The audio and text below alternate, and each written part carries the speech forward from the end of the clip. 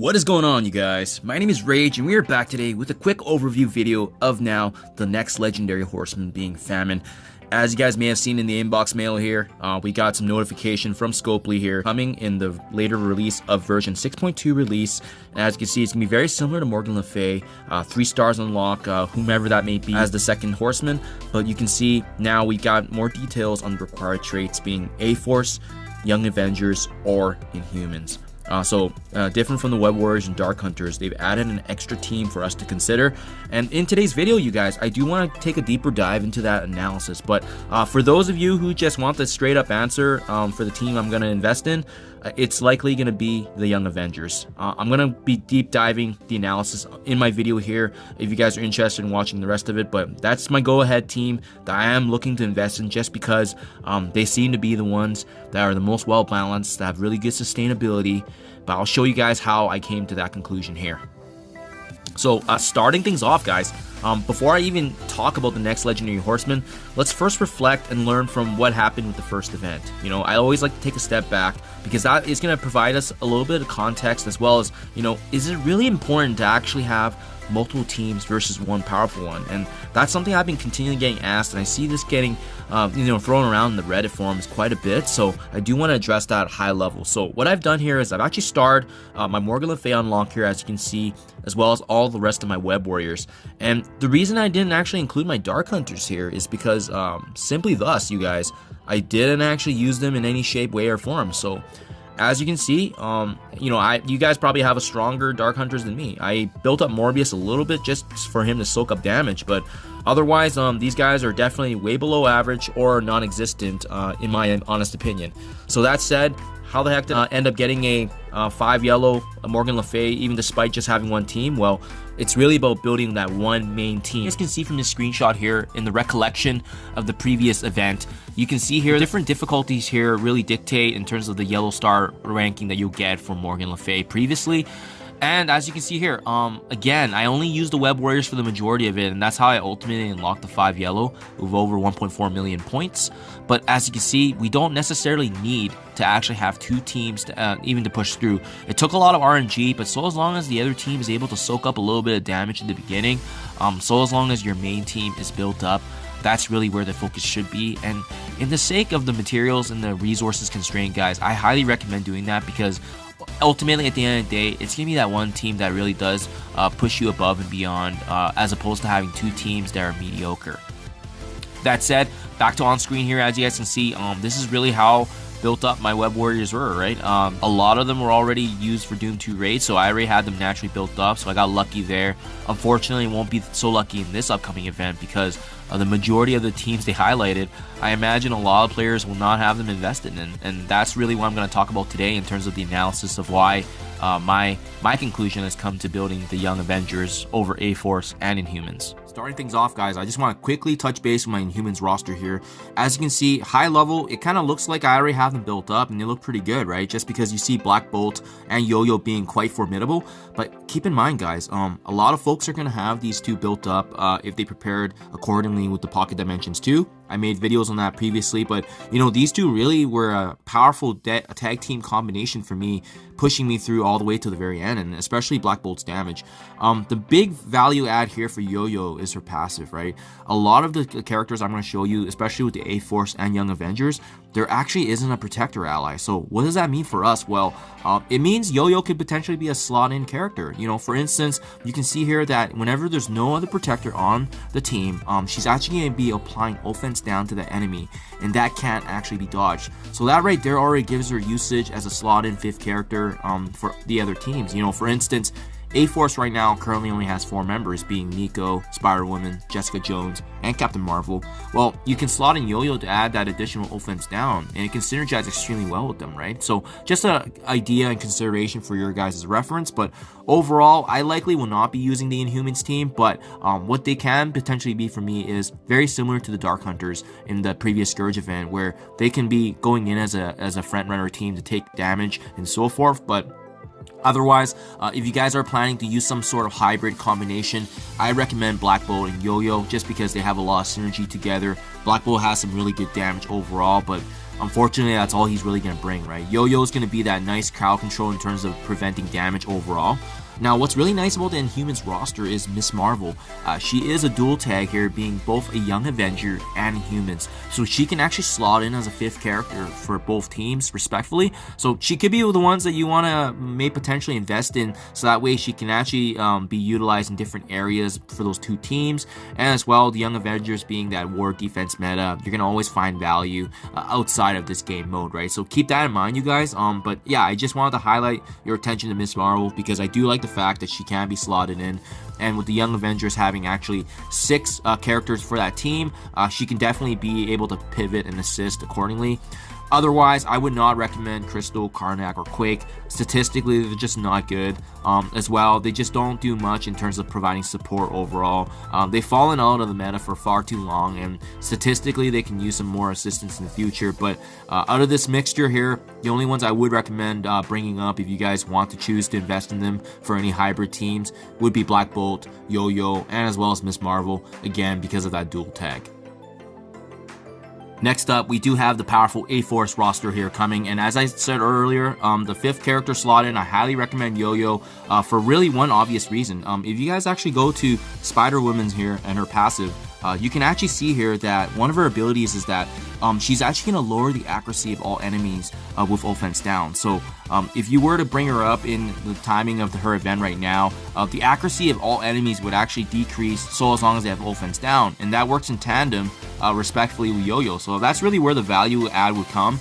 As you can see, her ability here also increases the max health of all her A-Force allies. So unfortunately, Yo-Yo wouldn't get that benefit, but the rest of her team would. So I think there's a lot of value there. Spider-Woman's really good for flipping negative conditions, but the X factor here potentially for this team, however, is going to be Nico, just because we're not really sure how she's coming out yet in terms of her event. And as well, keep in mind with these newer characters that come out, we just don't know how many stars we'll even get of her. So even then, it might be a very tight time crunch to bring her up. But what I really like about Nico is her abilities. I haven't done a review video on her kit yet overall, but I know she's got a revive, she's got some good healing and sustain, and she's also quite powerful, especially with her ultimate ability here, being able to flip a lot of the negative effects, right, to positive conditions that can work in tandem for them. But keep in mind, they're going to be a war offense team intentionally. So as for the damage wise, we're not too sure yet, just because you can see a lot of these benefits actually do come in war offense. So I mean, just because of the fact that we're not seeing this as a war team,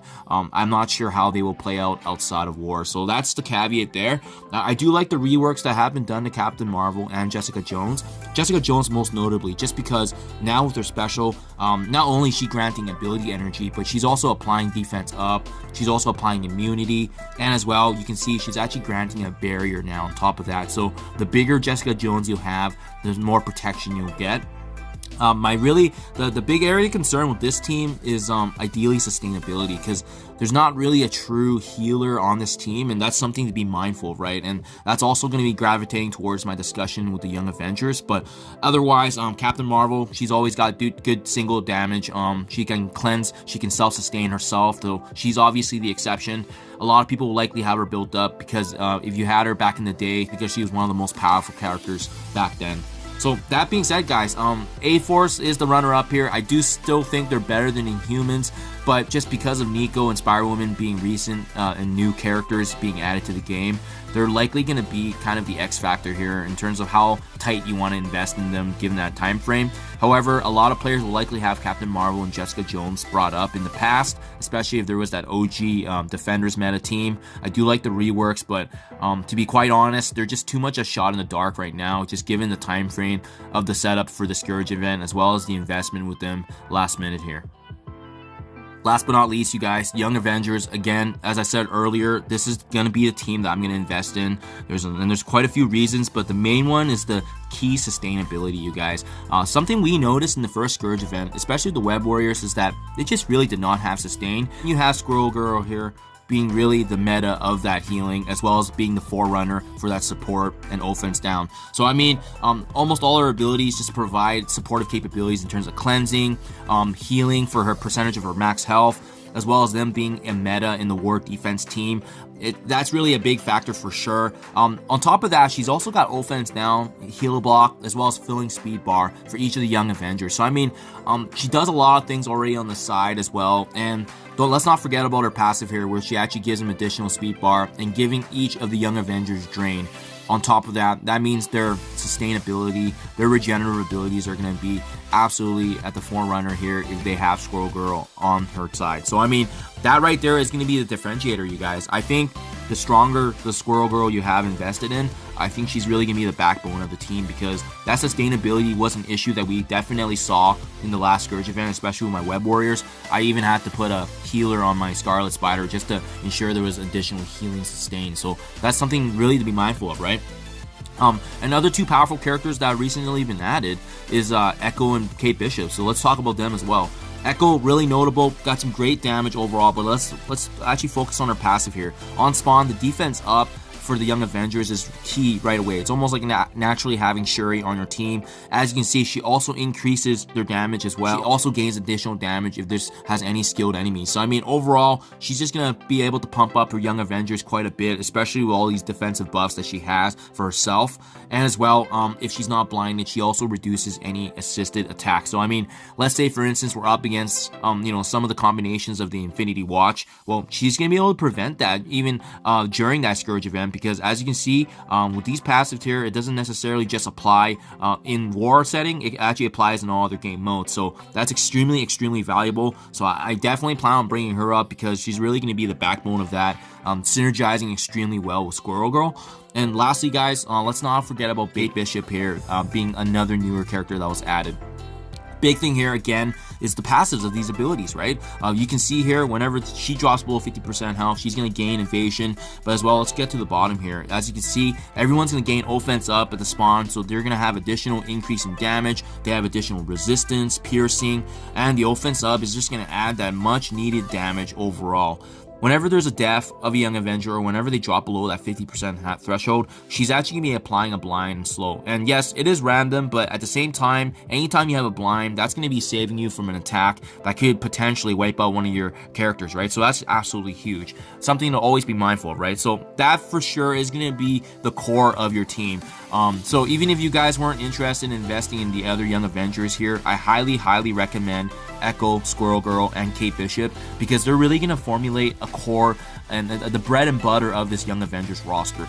Now, where you can get a little interesting now with the theory crafting is actually adding back Spider-Man Miles Morales. He was already utilized in the first Scourge event, and he's used heavily in the Doom 2 raids right now, especially being part of that bio meta to get through with ease.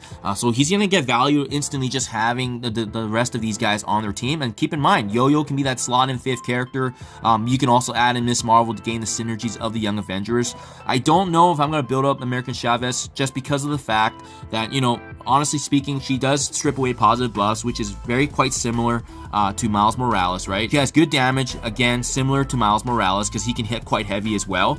So to be quite honest, I'm probably going to skip Chavez so I can slot in Miles and potentially look at maybe including Miss Marvel or Yo-Yo as that 5th slotting character. So that's kind of how my team's looking overall, you guys.